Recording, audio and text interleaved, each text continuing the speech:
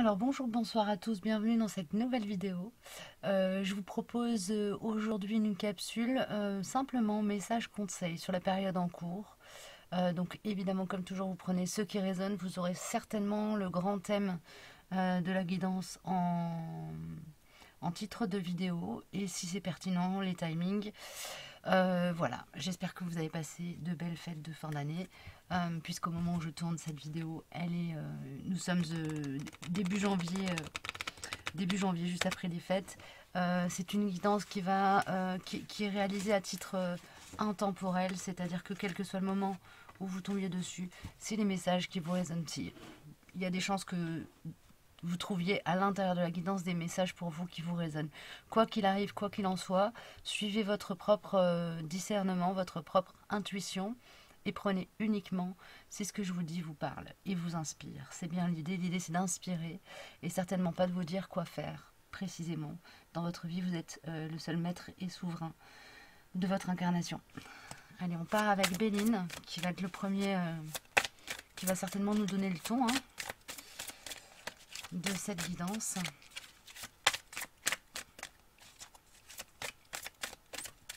Ok, merci.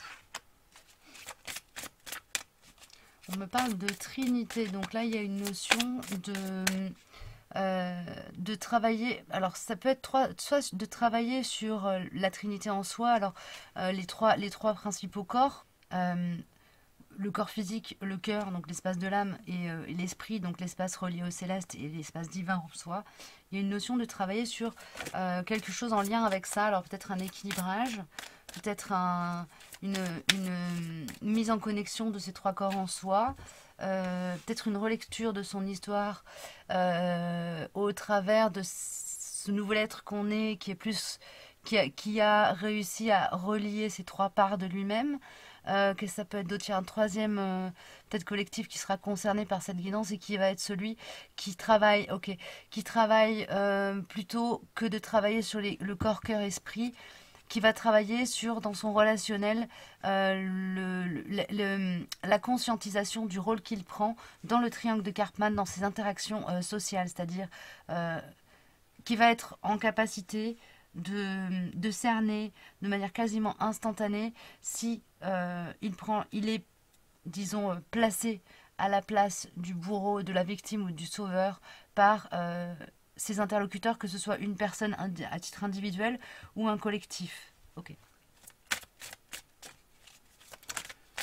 Il y a un pont entre cet alignement cœur, corps, esprit et cette capacité aussi à justement à discerner la position dans laquelle on souhaite nous placer. C'est-à-dire que là, pour moi, je suis en lien avec des personnes, là, je parle pour des personnes qui sont éveillées à elles-mêmes, qui ont conscience de qui elles sont et de ce qu'elles sont venues poser comme acte et comme action dans la matière, et qui sont là simplement dans une phase qui sont simplement, c'est pas qu'ils sont dans une phase, mais qui sont simplement à présent capables de s'extraire de ce triangle relationnel. Et en fait, le fait d'être capable de voir à quel endroit on souhaite vous placer, nous placer, je vais parler pour moi avec vous, je me mets dans le collectif, on souhaite nous placer, va nous permettre de nous extraire de cette position que l'on souhaite nous voir adopter. Ça fait qu'en fait, il y a une grande liberté de manifestation, du coup, parce que le fait d'être capable de discerner à quel endroit on souhaite nous placer nous permet aussi de ne pas donner prise, ne pas laisser le collectif ou la personne qui est en face de nous nous mettre dans cette case de victime, nous mettre dans cette case de bourreau ou nous mettre dans cette case de sauveur. Il y a une notion d'être dans une posture extrêmement équilibrée, et en tout cas aligné à soi. En tout cas savoir nous où l'on est là-dedans. Et donc ça donne beaucoup de liberté intérieure. Ok, disons que tout ça juste comme ça, déjà, ça démarre bien.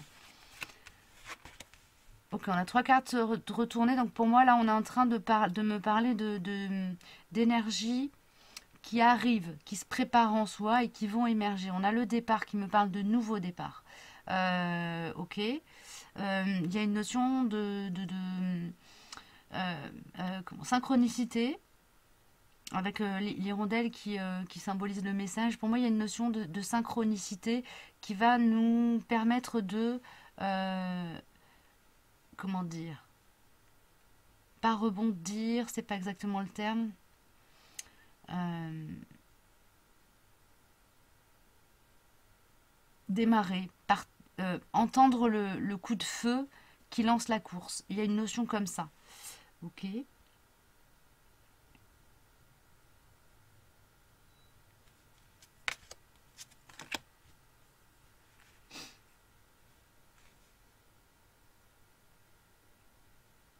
Euh, il y a une phase d'introspection qui est... alors je pense que pour moi je vais le lire dans ce sens-là, c'est-à-dire que là ouais c'est ça. Bon, je verrai après si c'est bien ça effectivement. Pour moi là il y a une phase de repli sur soi qui n'est pas un repli genre en fait c'est un repli qui correspond à un besoin de se retirer du monde pour se recentrer et et c'est comme si on était aidé, encouragé ou que la vie nous offrir l'opportunité de faire ce retour à soi, en nous mettant un peu dans une bulle, sous une cloche. Euh, c'est une occasion de transcender, transmuter, faire passer de l'ombre à la lumière en soi, donc de l'inconscient à la conscience, ok, des compréhensions sur soi, ok. Je vais prendre les miroirs pour continuer et creuser plus là-dessus.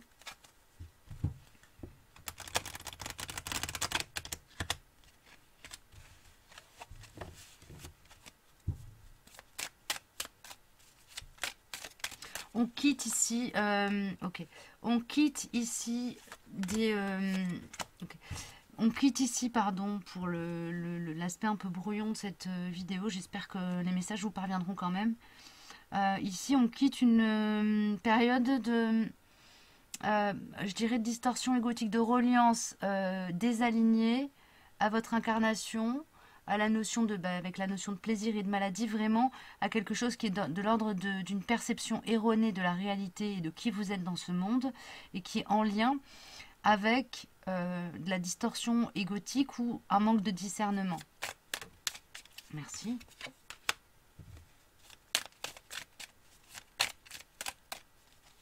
Ouais, on sort c'est comme si on sortait d'une... C'est comme si on retournait la pièce de monnaie. On passe de la face sombre à la face lumineuse ici. Dans notre perception de nous dans le monde, dans notre approche de ce qu'on doit poser comme action. Il y a une notion comme ça, d'être dans quelque chose de plus fécond, du coup, avec la carte fécondité, hein, clairement. Ok.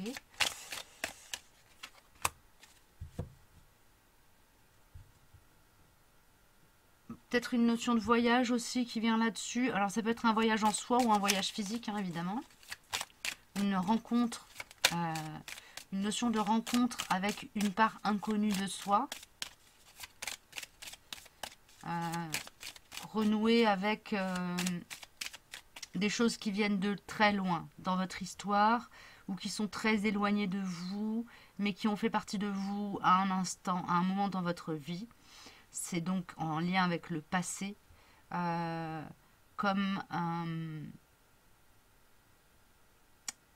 pas un tabou levé, mais une découverte sur un élément de votre histoire. Le travail que vous faites là par rapport à votre matérialité, clairement avec la carte victoire et amitié, on peut dire qu'il va se solder de manière positive.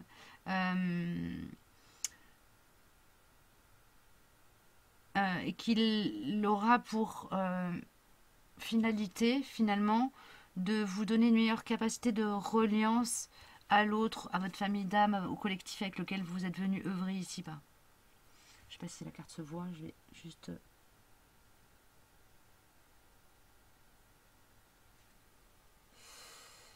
Hop là.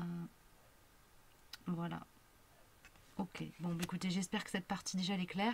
De l'autre côté, pour ce qui touche à cette phase d'introspection, avec l'appui, on a la correspondance et le carrefour. Donc on a comme, pour moi, il s'agit de synchronicité, hein. On en revient à ce que j'avais perçu avec la carte le départ, donc qui pour moi signifie plutôt le renouveau. Là, en tout cas, c'est comme ça que je la sens. Euh, Avec cette énergie donc de recentrage, de mise sous cloche, de période de recueillement. Il y a une notion d'être en... il y a une idée de recevoir des messages qui vont vous permettre de vous orienter en vous-même, en fait. Je vais essayer de creuser encore. Qu'est-ce qu'on me donne?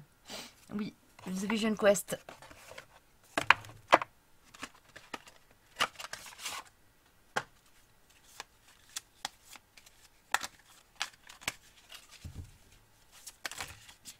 Too much, les gars.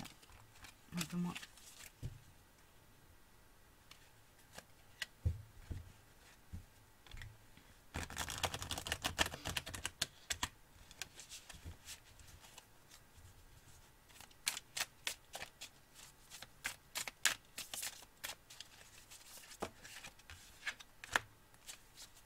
Le 4 de l'eau, l'abondance. Ouais, il y a une notion aussi Le 4 de l'eau, ça me parle de l'émotionnel, là, clairement. Donc on a une reliance, un travail avec un appui par l'intermédiaire de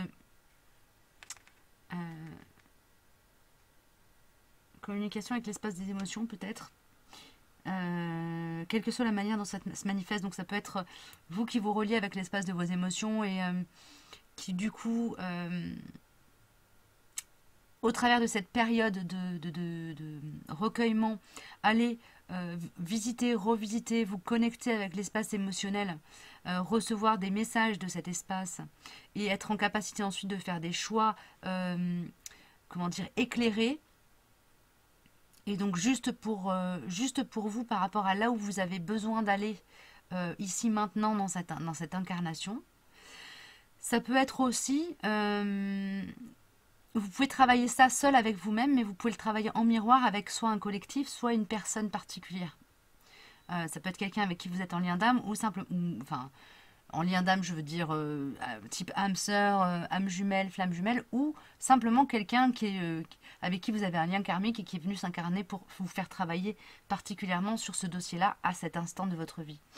Ça, c'est vraiment accessoire après dans quelle case mettre l'énergie avec laquelle vous allez travailler, l'énergie entre guillemets extérieure à vous avec laquelle vous allez travailler. Ça peut être une énergie qui se manifeste par une situation qui vous est présentée et qui vous fait réfléchir, qui vous fait travailler. Ça peut être une personne ou un collectif. Voilà. Qu'est-ce qu'on me donne de plus sur ce thème avec mon oracle? Ok. Quels sont les conseils pour l'instant T pour les personnes qui seront conduites à regarder cette vidéo? Il y a une notion d'attente nécessaire là. Pour moi, on est encore dans cette énergie-là, hein, qui nous permet aussi de travailler cette partie que je vous ai abordée tout à l'heure. C'est vraiment une phase d'introspection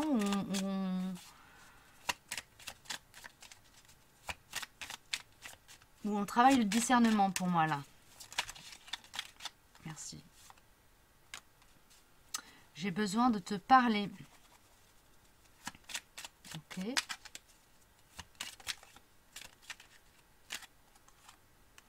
On a le plexus solaire. Préparez-vous à avoir des discussions. À avoir des discussions où vous serez appelé vraiment à manifester votre souveraineté. À refuser le dialogue si il vous paraît, si vous pensez qu'il risque de vous désaligner, ou à l'initier si vous pensez que justement là il est temps. Il y a une notion comme ça pour vous là.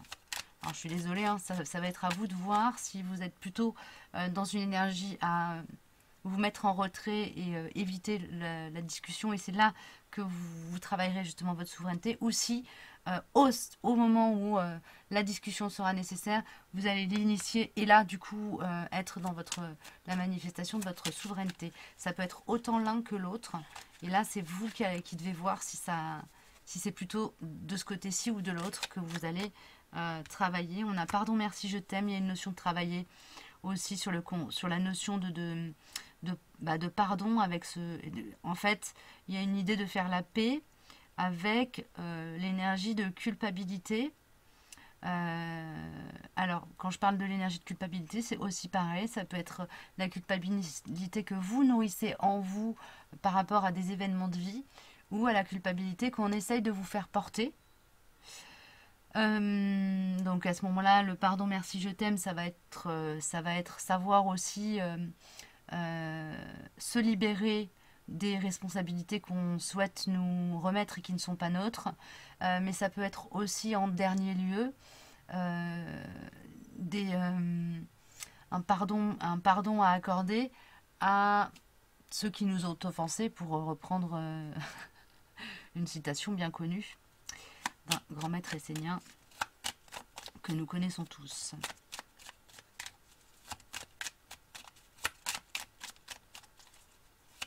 Merci.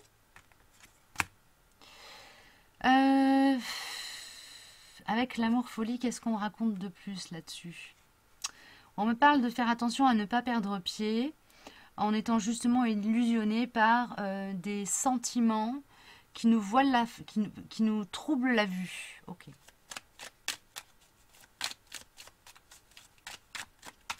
Là, on est sur l'énergie amour-folie, pas sur l'énergie amour-sacré. Donc, il y a une notion d'avoir besoin de reprendre pied par rapport à ça.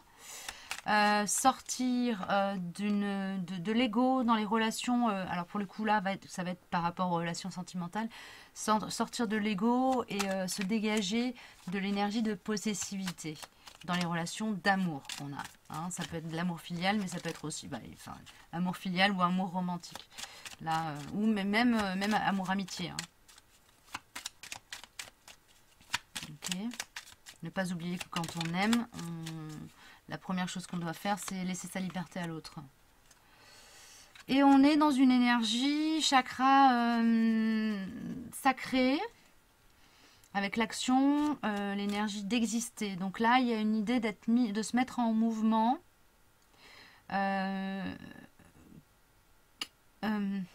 Ok, c'est à part.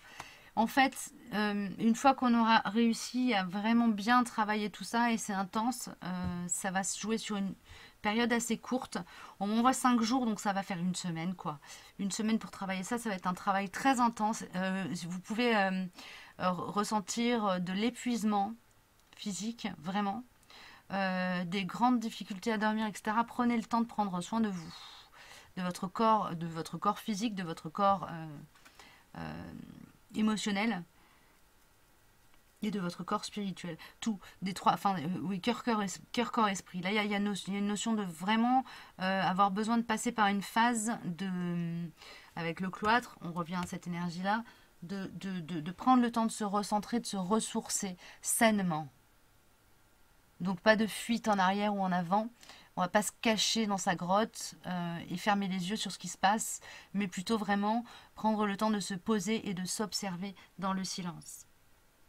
Et on a la carte gratitude qui vient, et ça c'est vraiment juste l'univers qui nous dit merci pour ce qu'on est en train de faire pour lui là. Ok.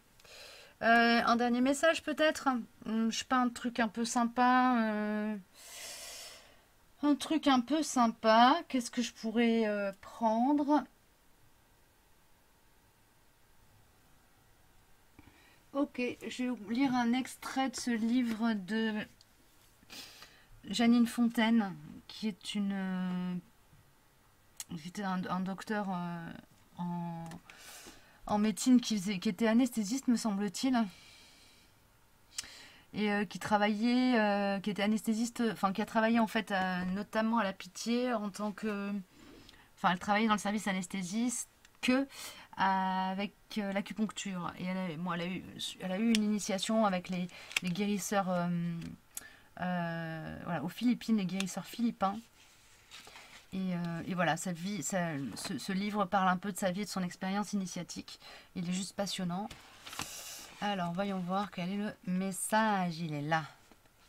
J'en conclus que pour devenir guérisseur, il faut être choisi et faire sur soi le travail nécessaire pour devenir un bon transmetteur d'énergie vitale.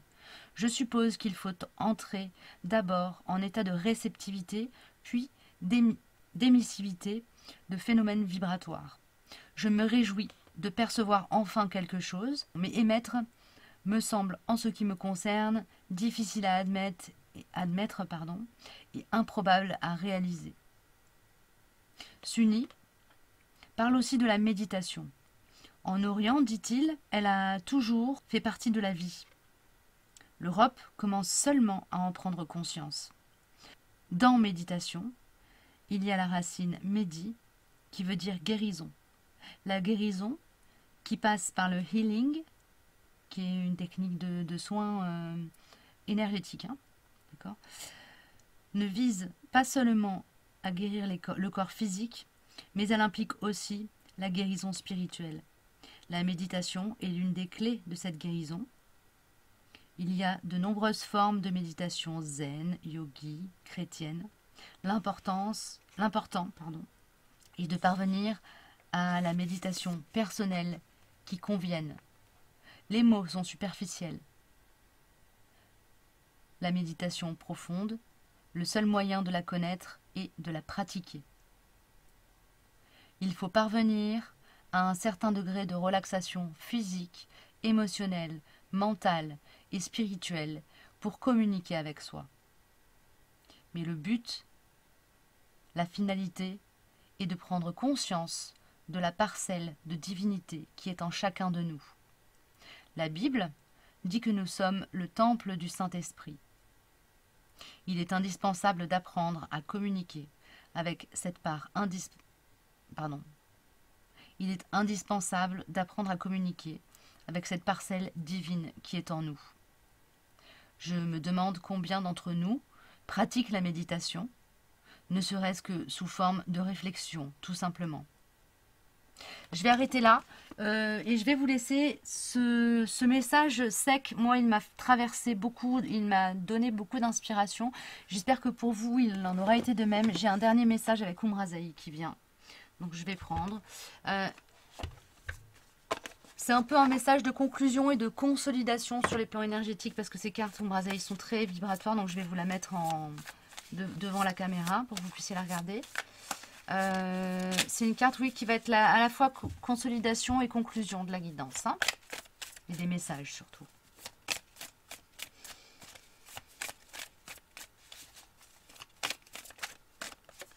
Merci.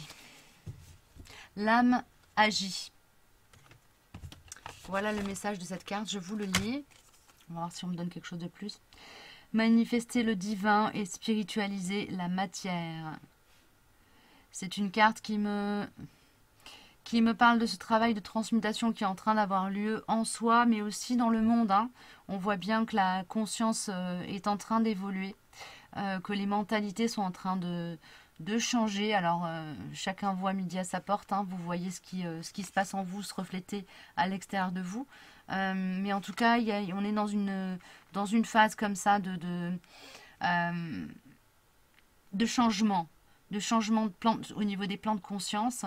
Et cette carte-là, elle vient juste nous rappeler que le travail qu'on est en train de faire correspond à ce changement de plan de conscience dans lequel l'ensemble du collectif humain se trouve, et même j'ai envie de dire l'ensemble des habitants de notre petite et jolie planète. Je vous mets la carte comme ça, vous pouvez mettre en pause pour prendre le temps de prendre sa vibration. Et je vous dis à très bientôt. J'espère que cette guidance, ces messages vous auront parlé. Je m'excuse à nouveau si j'ai un peu bégayé, si c'était parfois un peu fouillis. C'est comme ça. Vous le savez si vous êtes habitué à mes vidéos, que parfois il y a des guidances qui sont plus ou moins fluides à sortir. J'espère sincèrement que vous vous portez le mieux possible. Je vous souhaite le meilleur. Et je vous dis à très vite pour de prochains messages.